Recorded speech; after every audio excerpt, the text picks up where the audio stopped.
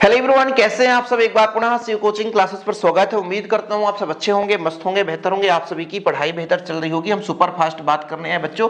Board exam 2024 में exam हुआ था हिंदी का बच्चों, उसका हम यहाँ पे सोल्यूशन करने वाले हैं। फटाफट सारे क्वेश्चन का हम थोड़ा सा देखेंगे, आपको अंत तक देखना है, मजा आएगा। लेकिन भाई साहब बेहतर रूप से तैयारी करना, ठीक है। सबसे पहले यहाँ पर बच्चों आपका जो है सही विकल्प था कि सगुण भक्ति धारा को कितने भागों में बांटा गया। आप सुनते रहना, बस सुनते रहना, अंत तक बहुत सारे क्वेश्चन तैयार हो जाएंगे अपने से। सगुण भक्ति धारा को कितने भागों में बांटा बच्चों, तो 2 भागों में बांटा गया। पहला का राइट आंसर 2 भागों में। जहां अर्थ के आधार पर काव्य की शोभा बढ़ती है उसे अर्थालंकार कहते हैं बच्चों।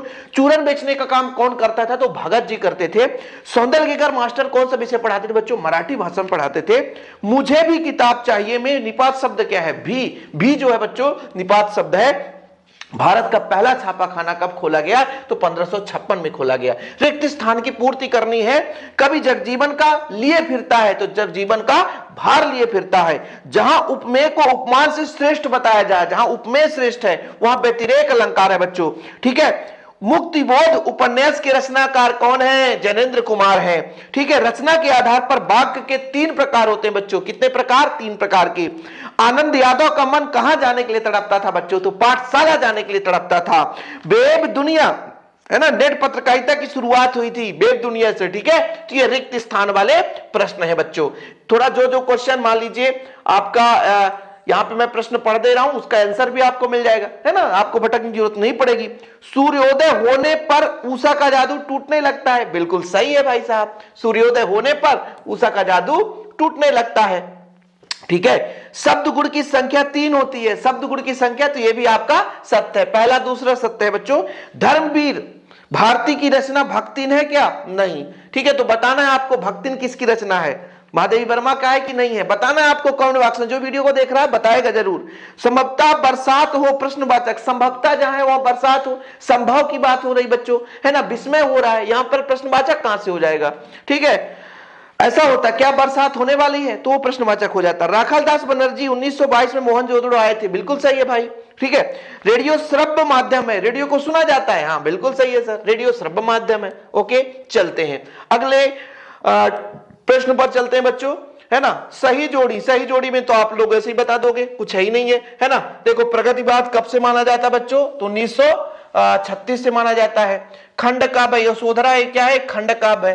कहानी का मुख्य बिंदु क्या होता है बच्चों, कथानक होता है। जो संस्कृत का मूल रूप होता है उसे हम तत्सम बोलते हैं, जो संस्कृत से हूबहू ले लिया जाता है। यशोधर बाबू किससे जाए बच्चों, सिल्वर वेडिंग। अंतरंग साक्षात्कार डायरी, और हरिवंशराय बच्चन हालावाद के प्रवर्तक हैं, ठीक है। ये कई बार पूछा गया, हालावाद के प्रवर्तक है बच्चों हरिवंशराय बच्चन जी, ठीक है। एक वाक्य में उत्तर प्रश्न मुझे पढ़ना पड़ेगा, ठीक है बच्चों। यहां पर उत्तर दिया है, प्रश्न में पढ़ता हूं, ठीक है। देखो प्रश्न है, शांत रस का स्थायी भाव बच्चों सम निर्वेद होता है, क्या सम निर्वेद होता है। आलोक धर्मा का एकमात्र काव्य संग्रह कौन सा है, तो एकमात्र दुनिया रोज बनती है, दुनिया रोज बनती है बच्चों, दुनिया रोज बनती है, आलोक धर्मा का एकमात्र काव्य संग्रह, ठीक है। पहलवान लुट्टन सिंह के कितने पुत्र थे बच्चों, पहलवान लुट्टन सिंह के कितने पुत्र थे बताओ, तो 2 पुत्र थे प्यारे बच्चों। कितने पुत्र थे, बाल बाल बचना मुहावरे, बाल बाल बचना का मुहावरे का अर्थ क्या है बच्चों, है ना, हानि होते होते बच जाना, है ना। सिंधु घाटी सभ्यता का सबसे बड़ा नगर कौन सा था, तो मोहनजोदड़ो था। कौन सा बच्चों, मोहनजोदड़ो। रेडियो नाटक की अवधि कितनी होती है, तो 15 से 30 मिनट होती है। देखो ये कई बार क्वेश्चन पूछा गया और आगे भी पूछा जाएगा। सूरज का 7वां घोड़ा किसकी रचना बच्चों, तो धर्मवीर भारती की रचना है। किसकी, धर्मवीर भारती की रचना है। तो ये हो गया बच्चों सोल्यूशन, ठीक है। केवल आप सुनते जाओगे ना तो बोर्ड एग्जाम में आपको हेल्प हो जाएगा। सुनो, रटो नहीं, सुनो, बस हिंदी में सुनो और पढ़ो, रटना नहीं है, आपसे ऑटोमेटिक को याद हो ही जाना है।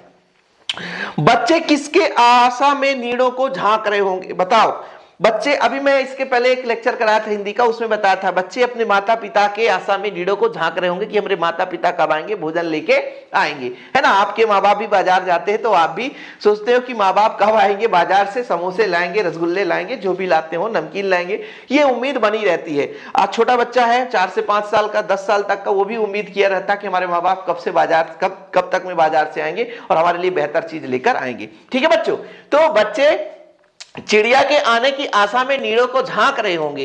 ठीक है, उन्हें यह प्रत्याशा होगी कि चिड़िया उनके लिए दाने लेकर घर लौट रही होगी। मतलब मेरी माँ बाप है ना, एक प्रकार से, है ना, आप उनके माँ बाप ही मान के चलेंगे। तो बच्चे यही सोचेंगे कि दाना लेकर आएंगे। वहां तो रसगुल्ले लेकर वो नहीं जाते बेचारे, हम लोग रसगुल्ला का इंतजार करते हैं, समोसे का इंतजार करते हैं, लेकिन बच्चे, चिड़िया के बच्चे तो यही सोचेंगे कि दाने लेकर आएंगे। ठीक है, भाषा को सहूलियत बरतने से क्या अर्थ है बच्चों? भाषा को सहूलियत बरतने का आशय है कि भाषा केवल अपनी बात संप्रेषण का माध्यम है, अतः भाषा का प्रयोग इस प्रकार होना चाहिए कि हमारी बात श्रोता तक स्पष्ट रूप से पहुंच जाए। मतलब भाषा का सहूलियत, जब भी आप काव्य संग्रह की रचना करते हैं तो आपको इस तरीके से लिखना है ताकि उसका सही अर्थ लोग समझ सकें और जिन श्रोताओं को हम उसे सुनाना चाहते हैं वो स्पष्ट रूप से उसे समझ सकें। इसलिए भाषा को सहूलियत बरतने की बात कही गई है कि जब भी आप काव्य संग्रह लिखे तो भाषा ऐसा होना चाहिए ताकि श्रोता उसे समझ सके, सुन सके और उसे मतलब अंतरात्मा में, है ना, बैठा सके। ऐसा नहीं कि आप क्लिष्ट, बहुत ही कठिन भाषा का प्रयोग कर दिए जिससे उनके मन में कुछ समझ भी नहीं आ रहा है। छायावाद की परिभाषा लिखते हुए किन्हीं दो विशेषताओं को देखो बच्चों, स्थूल के प्रति सूक्ष्म विद्रोह छायावाद है। कितना शॉर्टकट बोला है एमपी बोर्ड ने, ये सारा एमपी बोर्ड का ही ऑफिशियल है। परेशान मत होना कि सर क्या बात है, इसको हम पढ़ लें कि नहीं। भाई स्थूल के प्रति सूक्ष्म विद्रोह, है ना, छायावाद, लो इतना ही परिभाषा है। प्रकृति का मानवीकरण, व्यक्तिवाद की प्रधानता। सही परिभाषा में विशेषता लिखने पर ही अंक प्रदान किए जाएंगे, अन्यथा यदि आप परिभाषा गलत लिखोगे तो नंबर नहीं मिलेंगे। अब जो लोग कहते हैं ना कभी कभी कि सर आप इतना कम लिखाते हो, क्या नंबर मिल जाएंगे? देखो एमपी बोर्ड का ऑफिशियल है, सॉल्यूशन है ना 2024 का, यही सॉल्यूशन प्रोवाइड किया जाता है टीचरों को कि इसके आधार पर कॉपी चेक करो तो आप देख लो कितना लिखना है। स्थूल के प्रति सूक्ष्म विद्रोह छायावाद है। रट लो भाई, रट लो, इसको रट लो, इसको आपको मन से नहीं लिखना पड़ेगा, इसको लिखना पड़ेगा इसी से। स्थूल के प्रति सूक्ष्म विद्रोह छायावाद है बच्चों। प्रकृति का मानवीकरण, व्यक्तिवाद की प्रधानता। केवल दो ही रचना आपको तैयार कर, दो ही विशेषताएं आपको तैयार करनी है। ठीक है बच्चों, यहां पर मेंशन रहता है कि इसके अतिरिक्त आप गलत सलत लिख दिए तो नंबर नहीं मिलेगा। ठीक है, जैसे लिखा गया है ना कि अन्य यदि सही विशेषता लिखने पर अंक प्रदान करें। यदि मान लीजिए इसके अलावा कोई अन्य विशेषता है तो सही विशेषता होना चाहिए, तभी कम से कम हमने आपको बताया कि छायावाद, प्रयोगवाद, प्रगतिवाद, इनकी दो दो तीन तीन विशेषताएं याद कर लो, डिटेल ना करो तो भी चलेगा। देखो प्रयोगवाद क्वेश्चन था, प्रयोगवाद की प्रवर्तक का नाम लिखो, सच्चिदानंद हीरानंद बादशायन। ठीक है, लो भैया, सच्चिदानंद हीरानंद बादशायन जिसे आज्ञेय कहते हैं, ये प्रयोगवाद के प्रवर्तक है। ये ऑब्जेक्टिव क्वेश्चन भी पूछा जा सकता है, प्रयोगवाद के प्रवर्तक बच्चों। ठीक है, इनका विशेषता बच्चों, नवीन उपमानों का प्रयोग, आहंग की प्रधानता, आहंग की प्रधानता। ये प्रयोगवाद के दो विशेषता है, नवीन उपमानों का प्रयोग, आहंग की प्रधानता, आहंग की प्रधानता। ओके बच्चों, चलिए आगे चलते हैं। आगे प्रश्न है, किन्हीं दो काव्य के नाम और उनके रचना कारों के नाम लिखना है और खंड काव्य महाकाव्य में दो अंतर। वाह यार, कोई बात नहीं है। यहां पर देखो कोई भी दो काव्य का नाम लिखो, जैसे कामायनी जयशंकर प्रसाद, ये सबको पता है, और रामचरितमानस गोस्वामी तुलसीदास, ये दोनों के दोनों महाकाव्य हैं। रामचरितमानस ऑब्जेक्टिव भी ऐसे पूछ दिया जाता है कि कोई एक महाकाव्य का नाम लिखो, तो भाई रामचरितमानस हो जाएगा, रामायणी हो जाएगा बच्चों। ठीक है, आप लोगों को मैं बोलता हूं कि कोई दो खंड काव्य के नाम कमेंट बॉक्स में बताना। ठीक है, जो बच्चा पढ़ता है उसकी मैं बात कर रहा हूं। कोई दो खंड काव्य के नाम और उनके रचनाकार, है ना, कि उनकी रचना किसने की। ठीक है बच्चों, पंचवटी वगैरह बताना है आप लोग। ठीक है, आप लोगों का होमवर्क है, होमवर्क कैसे, कमेंट बॉक्स में बताना। ठीक है, रामचरितमानस, तुलसीदास, कामायनी जयशंकर प्रसाद। ओके बच्चों, चलिए खंड काव्य क्या होता है, सूक्ष्म होता है, और महाकाव्य होता है वो जीवन का संपूर्ण चित्रण होता है। मतलब किसी एक घटना पर आधारित होगा यदि वो, तो खंड काव्य एक पक्ष का चित्रण होगा बच्चों, लेकिन इसमें संपूर्ण जीवन का चित्रण होगा। खंड काव्य में इसमें एक ही छंद का प्रयोग होता है, इसमें अनेक छंदों का प्रयोग किया जाता है, संपूर्ण जीवन का विस्तृत वर्णन होता है बच्चों। दो अंतर लिखना है, ज्यादा आपको, है ना, परेशान नहीं होना है। अगला प्रश्न था, सोरठा छंद किसे कहते हैं, उदाहरण। चलिए जितना हो सकता है बच्चों आप लोगों के लिए यहां पर करेंगे, जितना सोल्यूशन हो सकता है, पूरा पेपर हो सकता है तो पूरा पेपर खत्म कर लेंगे। ठीक है, टाइमिंग बस ध्यान रखना है। ठीक है, चलिए हाँ आगे चलते हैं कि भाई साहब क्वेश्चन क्या था, सोरठा छंद का लक्षण और उदाहरण से। देखो सोरठा छंद दोहा का उल्टा होता है बच्चों, ये याद रहना चाहिए। दोहा का क्या होता है, उल्टा होता है। मैंने पढ़ाया भी है, जो बच्चे नहीं पढ़े हैं तो वो भाई उनकी कमी है ना। चलो यहां पे सोरठा जो है दोहे का उल्टा है। ठीक ठीक है बच्चों, दोहे का उल्टा है। दोहे का उल्टा बच्चों सोरठा होता है ना। पहले और तीसरे चरण में 11-11 मात्रा होते हैं, ठीक है, और बच्चों दूसरे और चौथे चरण में 13-13 मात्राएं होते हैं। यहां पर आपका है बंदहु अवध भुआल सत्य प्रेम जहि राम पद विरहुत दीन दयाल प्रियतम तृणत रुब परिहरेउ। और इसके पहले भी हम एक बढ़िया बताए थे बच्चों, वो मुझे अभी याद नहीं आ रहा है, स्टार्टिंग में बढ़िया वो एग्जाम्पल था, वो इससे बंदहु अवध भुआला, ये तो मान लीजिए रामायण का शुरुआत में ही है, लेकिन मैं जो एग्जाम्पल मेरे को याद नहीं आ रहा वो इससे भी इजी है, ठीक है, मैं पढ़ाया हूं सोरठा में, आप देख लेना। जो सुमिरत सिद्ध होई गुण नायक करिबर बदन, है ना, करहु अनुग्रह सोई, है ना, ये वाला आप याद कर लेना, जो सुमिरत सिद्ध होई, है ना, गण नायक करिबर बदन, है ना, करहु अनुग्रह सोई, ये वाला आप जरूर याद कर लेना, वो सरल है, थोड़ा इससे सरल है बच्चों, ठीक है। चलिए इसके बाद जो अगला जो प्रश्न था अथवा में, ये तो बड़ा सरल था, है ना। कभी भी किसी भी रस की परिभाषा आ जाए बच्चों, तो आप लोगों को रस की परिभाषा लिखते समय इतना रखना, जैसे मान लीजिए श्रृंगार रस का आ गया कि श्रृंगार रस किसे कहते हैं, श्रृंगार रस, तो सहृदय के हृदय में श्रृंगार का स्थायी भाव क्या है, रति। रति नामक स्थायी भाव का विभाव अनुभाव और संचारी भाव से संयोग हो जाता है, तो वहां पे श्रृंगार रस होता है बच्चों, बस खत्म कहानी, ठीक है। श्री कृष्ण के सुन वचन अर्जुन क्रोध से जलने लगे, तब शोक अपना भूलकर करतल युगल मलने लगे, ये हमने पहले भी बताया श्रृंगार रस। कि सहृदय के हृदय में रति नामक स्थायी भाव का विभाव अनुभाव और संचारी भाव संयोग होता है, वह श्रृंगार रस होता है। यहां पर पूछा गया बच्चों कौन सा रस, यहां पर वीर रस, तो वीर का क्या होता है, उत्साह। वीर का क्या होता है बताओ जरा, वीर का होता है उत्साह, वीर का क्या होता है बच्चों, उत्साह, क्या होता है, उत्साह। तो सहृदय के हृदय में उत्साह नामक स्थायी भाव का विभाव अनुभाव और संचारी भाव से संयोग होता है, वहां पर बच्चों आपका कौन सा रस होता है बच्चों, वीर रस होता है, ठीक है। कौन सा रस होता है, वीर रस होता है। वीर रस का उदाहरण सबसे हर बोलो बिंदोलों के मुझे हमने सुनी कहानी थी, खूब लड़ी मर्दानी वह तो झांसी वाली रानी थी, बढ़िया उदाहरण है, इससे भी सरल उदाहरण, ठीक है। अन्य सही उदाहरण लिखने पर ही अंक प्रदान किए जाए, मतलब आप अन्य उदाहरण लिख सकते हैं, हर बोलो के मुंह से हमने सुनी कहानी थी, खूब लड़ी मर्दानी वह तो झांसी वाली रानी थी। जहां वीर है, उत्साह है बच्चों, वहां वीर रस होता है। इसके बाद था भक्तिन के आ जाने से महादेवी वर्मा अधिक देहाती कैसे हो गई, बताओ बच्चों, ऐसे क्वेश्चन हमने कराया है कि नहीं कराया, इस साल भी कराया है, कि महादेवी के पास रहकर भी भक्तिन वहां की शहरी तौर तरीके में नहीं ढल पाई, उन्हें उनका स्वभाव ऐसा था कि वह दूसरों को अपने मन से अनुसार बना लेती थी, लेकिन भाई वो खुद परिवर्तित नहीं होती थी, इसी कारण महादेवी भक्तिन के आ जाने पर अधिक देहाती हो गई। भाई भक्तिन जो है सेविका है, वो गांव में रहती थी, अपना खेतीबाड़ी कामकाज करती थी, ससुराल में भी रहती थी अपना काम, इसके बाद महादेवी वर्मा के घर जाती थी, वहां भी कामकाज करती थी, लेकिन वो बोलती थी कि हम देहाती हैं, देहाती रहेंगे, अपने बोलचाल से हम परिवर्तित नहीं होंगे। जबकि महादेवी वर्मा है ना शहरी है, तो भाई उसके बोलचाल से प्रभावित हो जाती है, वो अपना देहाती भाषा नहीं छोड़ती है ना, और उसके साथ रहती है महादेवी वर्मा के साथ, जिस कारण से महादेवी वर्मा भी देहाती हो जाती है।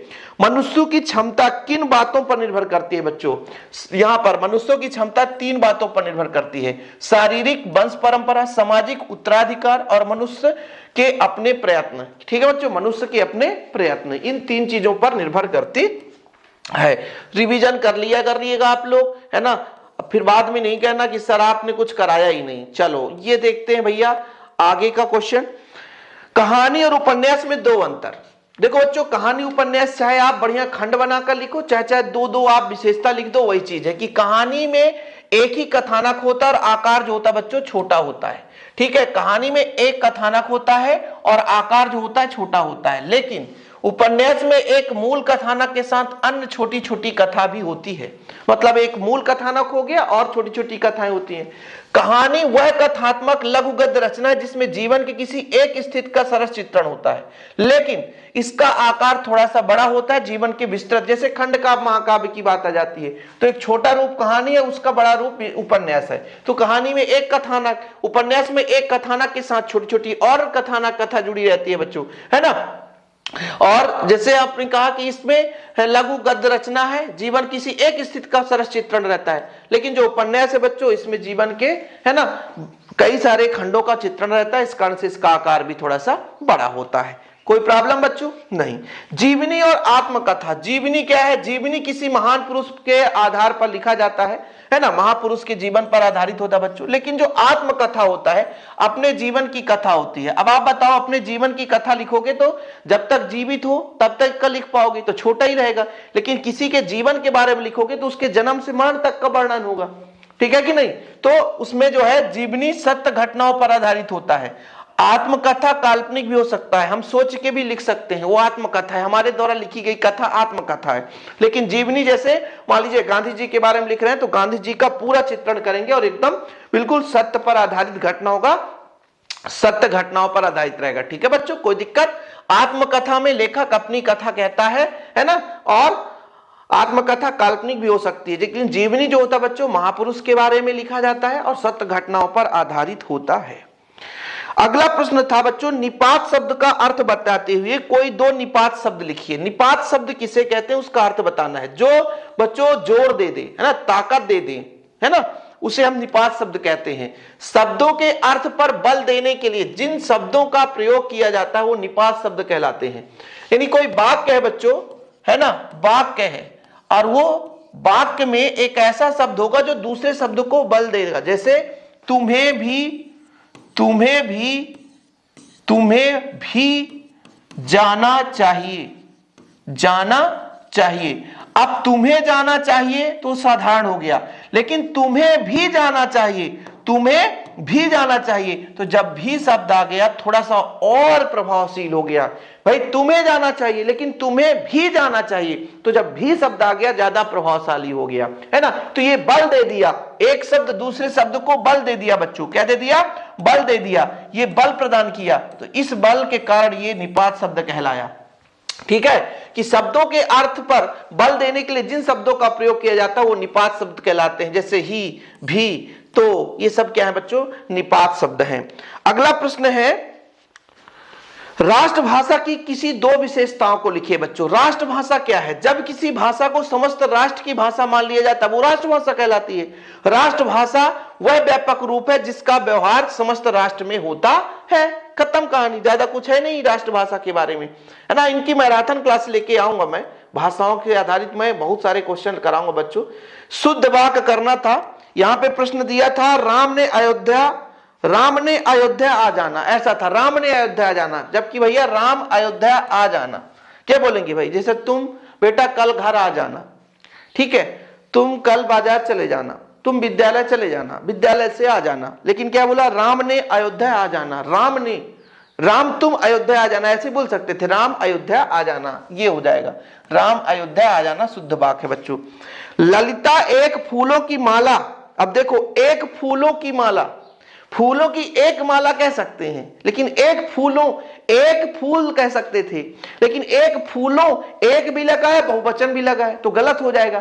तो यहां पर ललिता बाजार से फूलों की एक माला लाना, है ना, ठीक है, लाई, यहां पर लाई लिखा है तो लाई है, ठीक है। ललिता एक फूलों की माला बाजार से लाई, जबकि ललिता बाजार से फूलों की एक माला लाई।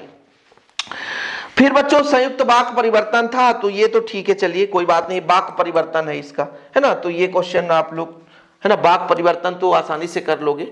चलिए आगे चलते हैं बच्चों। यहाँ पे 14 नंबर क्वेश्चन था, मोहनजोदड़ो नगर नियोजन की दो विशेषताएं। देखो 3 विशेषता लिखा है, बढ़िया आप लोग तैयार कर लेना, ठीक है, इसे छोड़ना नहीं भाई, ऐसे क्वेश्चन आप छोड़ना नहीं। नगर में व्यवस्थित सड़क और गलियां थी, सड़क के दोनों ओर बने थे, है ना, घर दोनों ओर बने थे, जल निकासी के लिए टंकी ढकी हुई नालियां बनाई गई थी, है ना। जो अभी के जो शहर में यही चीज रहता है बच्चों, सड़क व्यवस्थित रहता है, गलियां भी रहती हैं, घर सड़कों के दोनों ओर बने रहते हैं, जल निकासी के लिए ढकी हुई नालियां बनाई जाती है। मतलब जिस तरीके से आज विकसित राष्ट्र, विकसित देश, विकसित समाज, विकसित शहर है, उसी तरीके से मोहनजोदड़ो की कहानी थी। ऐसे आप अपने जीवन से आधारित याद कर लेना कि अभी जैसा है वैसे मोहनजोदड़ो का, है ना, स्थित था कि घर व्यवस्थित तरीके से बने होते, है ना, सड़क नालियां सब कुछ बनी थी, व्यवस्थित बनी थी, सड़क के किनारे घर व्यवस्थित रूप से बने थे, ठीक है बच्चों। इसके बाद आगे चलते हैं अगले प्रश्न पर। मुद्रित माध्यम में लेखन के लिए किन बातों को ध्यान में रखना चाहिए? भाई भाषा सरल एवं सुबोध होना चाहिए, है ना, उसे लोग समझ सकें, और आकर्षक होना चाहिए। कहां चला गया भाई? प्रश्न का उत्तर है नहीं है क्या? 14 नंबर का यहाँ पे उत्तर नहीं है। चलो मैं आपको बता दिया, आप लोग समझदार हो, बन जाएगा। मुद्रित माध्यम में लेखन की किन बातों में ध्यान रखना चाहिए बच्चों, किन बातों को ध्यान में रखना चाहिए? तो मुद्रित माध्यम में लिखते समय भाषा सरल, सुबोध हो, आकर्षक होना चाहिए, ठीक है, ताकि उसे लोग समझ सके। ठीक है, मुद्रित माध्यम मतलब जो लिखित समाचार पत्र होता है बच्चों। चलिए अगला जो प्रश्न आ गया है अब आपका, यहाँ पे क्वेश्चन है सिल्वर वेडिंग की, अच्छा हमने आगे बढ़ गया। सिल्वर वेडिंग की भव्य पार्टी सोदर बाबू के समहाउ इम्प्रॉपर लगने के बाद भी संतोषजनक नहीं था। प्रॉपर इम्प्रॉपर लगने के बाद, क्वेश्चन इंग्लिश में दे दिया है, देखो, अपनी सिल्वर वेडिंग की भव्य पार्टी यशोधर बाबू को समहाउ इम्प्रॉपर लगने के बाद भी संतोषजनक इस तरह रही कि जिस अनाथ यशोधर बाबू के जन्मदिन पर सभी लड्डू नहीं आए, जिसने कर्जा लेकर अपना विवाह किया, उसके विवाह की 25वीं वर्षगांठ पर केक, मिठाई, नमकीन, फल, कोल्ड ड्रिंक, चाय सब मौजूद है। ये उनका वर्णन है, ठीक है भाई। क्या बोला है कि सिल्वर वेडिंग की भव्य पार्टी यशोधर बाबू को समय प्रॉपर लगने के बाद भी संतोषजनक रही। इम्प्रॉपर मतलब प्रॉपर नहीं था, लेकिन उनको अच्छा लगा, क्यों? क्योंकि मिठाई, नमकीन, फल, कोल्ड ड्रिंक, चाय सब कुछ मौजूद था, इसलिए। और ये वाला प्रश्न तो आप लोग कई बार पढ़ेंगे कि उल्टा पिरामिड शैली है ना, सबसे लोकप्रिय शैली बच्चों वो उल्टा पिरामिड शैली होती है। सबसे लोकप्रिय शैली उल्टा पिरामिड शैली, कई बार आप देखोगे, कई बार उल्टा पिरामिड शैली बच्चों, है ना, ठीक है। सबसे पहले होता है इंट्रो या मुखड़ा, है ना, या मुखौड़ा कह सकते हैं, बॉडी, और लास्ट में समापन होता है। ऐसे ही आप लोग डायग्राम बना के लिखोगे। ये क्वेश्चन कई बार पूछा गया, ध्यान रखना बच्चों, इसे आप मिस नहीं कर सकते हैं, किसी भी दम पे इसे कर ही लेना। और समाचार लेखन की सबसे लोकप्रिय शैली, है ना, क्लियर हो गई बच्चों। और यहां पर आप लोग देख लो मुद्रित माध्यम की विशेषताएं, यार 4 विशेषताएं यार, कोई दिक्कत नहीं है। देखो, लेखन में भाषा, वर्तनी, व्याकरण, शैली का विशेष ध्यान रखना चाहिए। समय सीमा और आवंटित जगह के अनुशासन का पालन करना चाहिए। लेखन और प्रकाशन के बीच गलतियों और शुद्धियों को ठीक करना जरूरी होता है। लेखन में सहज प्रवाह के लिए तारतम्यता बनाए रखना जरूरी होता है। मतलब जब आप मुद्रित माध्यम की रचना करते हैं तो भाषा सही होना चाहिए, व्याकरण का विशेष प्रयोग हो, है ना, प्रकाशन से पहले उसे जांच लेना चाहिए, है ना, सहजता, तारतम्यता बनी रहे। मतलब आप जब किसी चीज को लिखते हो तो लगातार उसमें एक के बाद एक का संबंध रहे, ऐसा नहीं कि पहले कुछ और लिखे बाद में कुछ और निकल रहा बच्चों। तो काफी लंबा हमारा आज का सेशन हो चुका है। और इसके बाद जो रचनाएं हैं, कवि परिचय, लेखक परिचय, ठीक है बच्चों, ये चीज अपन, है ना, अगले लेक्चर में कर लेंगे। रघुवीर सहाय, महादेव वर्मा, इसको अलग से समझा देंगे। यहां पर एक क्वेश्चन बढ़िया आया था, यहां पर एक क्वेश्चन था कि मन के हारे हार है, मन के जीते जीत, इसका भाव विस्तार करना बच्चों। मन के हारे हार है, मन के जीते जीत। चलिए इस पे चलते हैं, आंसर पे चलते हैं। प्रश्न क्रमांक आपका 18 है। कवि परिचय, लेखक परिचय अलग से मैं समझाऊंगा, इसलिए यहां पर नहीं हो सकता वीडियो इसके पहले आ जाए। मन के हारे हार है, मन के जीते जीत। और दूसरा बच्चों, मुहावरा लोकोक्ति में अंतर। मुहावरा और लोकोक्ति में अंतर था। तो मुहावरा क्या होता है बच्चों, एक छोटा सा वाक्य का अंश होता है, लेकिन जो लोकोक्ति है एक पूर्ण वाक्य होता है ना। मतलब मुहावरा जो है स्वतंत्र नहीं रह सकता, बिना किसी वाक्य में जुड़े वो अर्थ अपना व्यक्त नहीं कर सकता। लेकिन जो आपका लोकोक्ति है बच्चों, वो स्वतंत्र हम कहीं इसको प्रयोग कर सकते हैं, ठीक है। तो मुहावरा एक छोटा सा वाक्यांश है, जबकि लोकोक्ति अपना एक पूर्ण वाक्य होता है। मुहावरे का अर्थ तभी स्पष्ट होगा जब किसी वाक्य के साथ जुड़ेगा। लोकोक्ति अपने आप में बच्चों पूर्ण अर्थ प्रदर्शित करता है, ठीक है। किसी को कोई प्रॉब्लम? चलिए बच्चों, भाव विस्तार करना है। मन के हारे हार है, मन के जीते जीत। यदि कोई काम आप कर रहे हो और मन में यदि आपने ठान लिया कि ये हमसे नहीं हो पाएगा, तो आप हार जाओगे बच्चों। यदि आपने ठान लिया कि हमें 90% लाना है, अरे 10 दिन है, 10 दिन दिन रात एक कर देना है, मैं गारंटेड कहता हूं कि आपके 90% आ जाएंगे। लेकिन आपके मेहनत के ऊपर यदि आपने मेहनत नहीं किया तो फिर आप कितना भी भैया कुछ भी करो, 90% क्या 80% भी आना कठिन है, 70%, 60% भी नहीं आएंगे। तो मन के हारे हार है, मन के जीते जीत। मानव जीवन में विभिन्न प्रकार की समस्याएं, कठिनाइयां आती रहती है। जीवन पथ अनेक कंटकों से परिपूर्ण रहता है। संघर्ष के लिए मन में धैर्य और साहस की आवश्यकता होती है। जीवन में चाहे जितनी कठिनाई समस्या आ जाएं, लेकिन मनुष्य को सभी साहस और धैर्य नहीं खोना चाहिए। जिनका मन हार गया, साहस टूट गया, वह जीवन में कुछ नहीं कर सकता। और जो मनुष्य हार कर भी मन में साहस बांध लिया वह हार कर भी जीत गया। खांसी आ जाता बच्चों, क्षमा प्रार्थी हूं, ठीक है। देखो हम लोग भी हारते नहीं है, आप लोग सपोर्ट करें या ना करें, लेकिन खांसी है, बुखार है, सर दर्द, लेकिन हम पढ़ाने का छोड़ते नहीं, क्योंकि अपना कर्तव्य है, ठीक है बच्चों। तो जीवन में बहुत प्रकार की कठिनाइयां, समस्या आती रहती है। इंसान के पास, जिसके पास धैर्य है, जिसके पास साहस है ना, जिसके पास उम्मीद है, जिसके पास मेहनत करने की क्षमता है, जिसके पास लगनशीलता है, वो कभी हार नहीं मानता। यही चीज मैं तो हमेशा आपसे कहता हूं कि बच्चों बस साहस बना लो और मेहनत करने के लिए तैयारी शुरू कर दो। मैं गारंटेड कहता हूं कि आपके अच्छे नंबर आ जाएंगे। वीडियो पसंद है तो लाइक करके शेयर जरूर करिएगा।